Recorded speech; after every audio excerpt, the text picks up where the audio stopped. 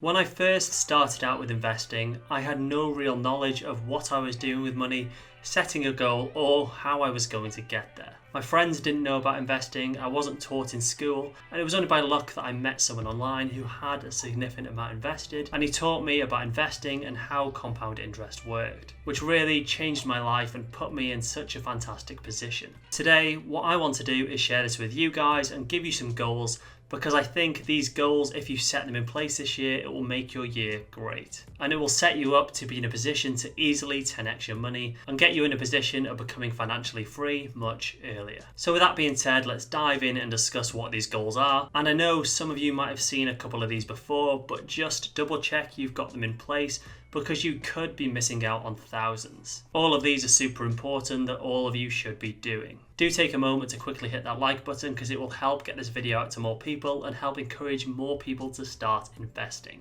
The first thing we have to talk about, which is perhaps the scariest on the list, is debt. You need to clear your debts ASAP before you even start thinking about investing. According to the Money Charity, the average unsecured debt per person is $3,117, while the average credit card debt comes in at $2,085. That's not to say that debt is always a bad thing.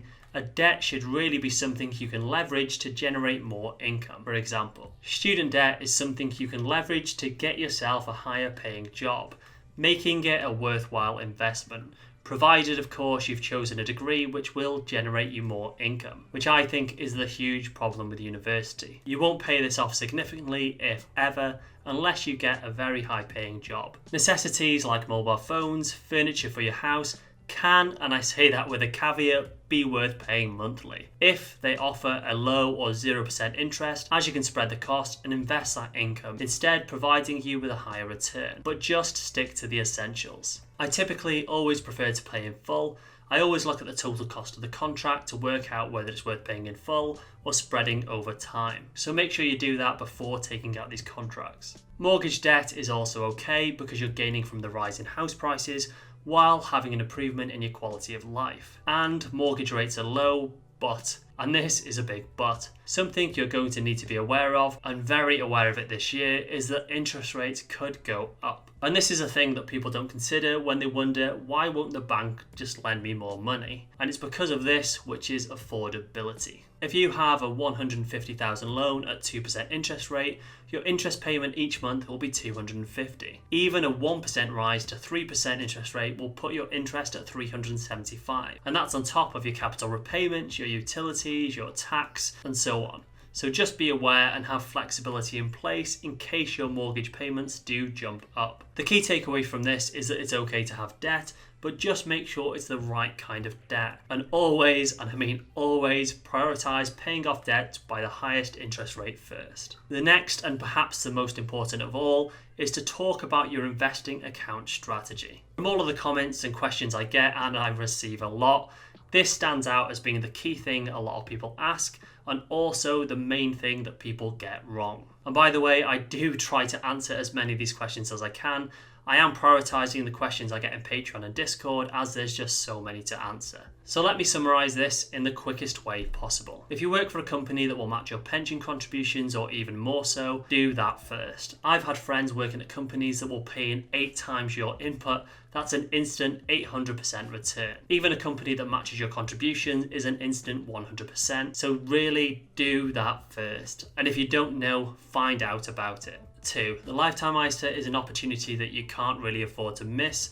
As long as you're under 40, the government will top up to 25% when you contribute $4,000.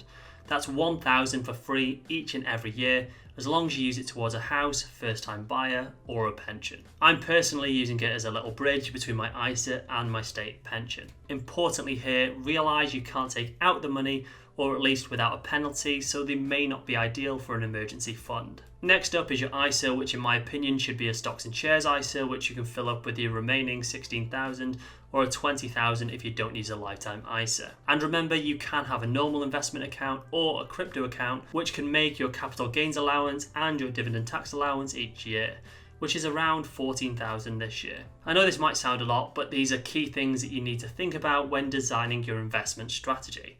So make sure you have the right accounts that best fit your goals as you could literally be missing out on thousands here. Next, I really want to talk about increasing your contributions to your investments, because that is what's going to make you hit your goals years before you should. And doing this is probably much easier than you think. The way I would do this is take a look at any subscriptions that I have that I probably don't need, like that second gym membership that I'm going to cancel after this video, and any other things that you might have signed up to that come out maybe once a year. Then think about what habits you might have that you could kick. Smoking, maybe too many snacks or sweets, maybe alcohol, maybe cut down on a couple of takeaways a month and cook instead. Now this is a really useful exercise to do and could be well worth the time doing it. If you manage to save an extra $100 per month, in 10 years time that could mean an additional $17,000, and in 20 years time that could mean a whopping $52,000 extra in your investment account. And who knows, you could develop some positive, more constructive habits along the way. Before we move on, I want to say a huge thank you to today's sponsor, CoinJar. CoinJar is my go-to place to pick up cryptocurrency, the FCA registered with a flat 1% fee. It's free to deposit using bank transfer, and they're constantly adding more cryptocurrencies and launching their crypto card in the UK soon. Which leads me nicely onto my next goal, which is crypto. Now, I know when some of you hear the word cryptocurrency, you run for the hills. But it is very likely that cryptocurrency will play a huge part in the future. And you want to own some part of it, even if it's just Bitcoin and Ethereum. And I'm sure some of you are already buying crypto. Two things you should be doing if you aren't already and have a serious plan in place for is, first, you should be staking your cryptocurrency. Providers will offer you up to a 25% return, sometimes even more, on your cryptocurrency for staking it, which gives you a fixed return over that period.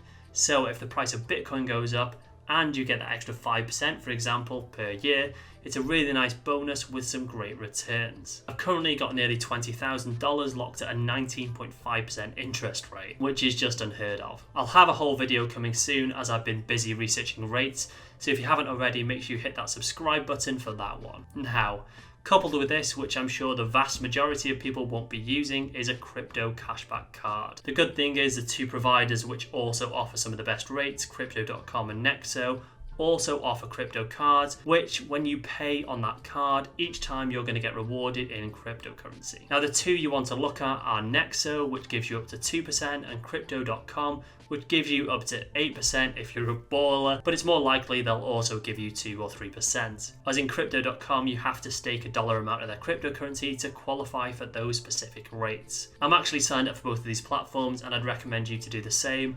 I'll leave links for these down below. Trust me, that extra 2% on your spending and the percent you get back on your crypto staking will really add up. Lastly, but by no means least, we need to talk about what is possibly the most important goal for the year, and that is to start building passive income. Passive income is really the most powerful thing you can build, and it's what's allowed me to save $20,000 into my ISA every year. For me, my passive income has come primarily from my business, which is a web design business for those of you who might not know, but I've designed it quite well. I offer maintenance services and hosting services to my clients, which are managed by my team. This allows me enough income so that I'm never relying on new projects to pay the bills.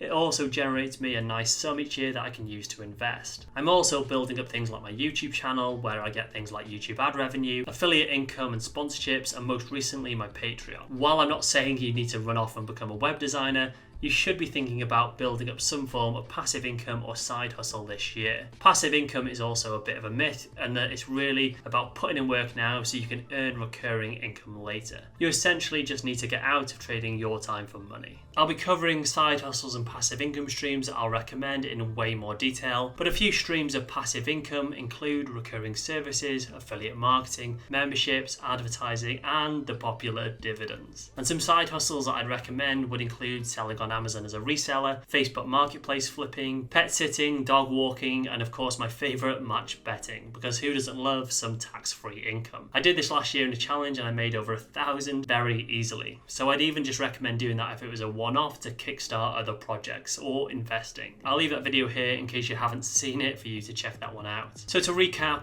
pay off your debts, get the right investment account so you don't miss out on thousands, maximise your contributions ASAP, start staking your crypto and earning that cash back on your spending, and start building up some passive income stream to earn that extra income. Thank you guys for watching. I hope this has been useful and will get you on the right track. Don't let this be the year of I'll get round to that. Make this a year of I'm getting it done.